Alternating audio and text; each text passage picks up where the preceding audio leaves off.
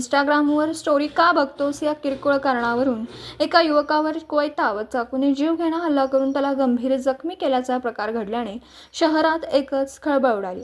शहरात गँगवॉरमधून हा जीवघेणा हल्ला झाल्याची जोरदार चर्चा होती। याबाबत अधिक माहिती अशी की इंस्टाग्रामवर स्टोरी का बघतोस या किरकोळ कारणावरून एका युवकावर कोयता व चाकूने जीवघेणा हल्ला करून त्याला गंभीर जखमी केल्याची खळबळजनक घटना घडली।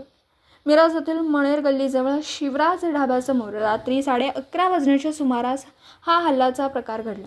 धीरेन उर्फ रवी पालेकर या युवकावर राजकुमार माने राहणार कमानवेस घोरपडेवाडा मिरज व सरफराज सय्यद राहणार पाटील गल्ली मिरज या दोघांनी कोयता व चाकूने वार करून हल्ला केला। या हल्ल्यात धीरेन हा गंभीर जखमी झाला असून त्याच्यावर शासकीय सर्वोपचार रुग्णालयात उपचार सुरू आहेत।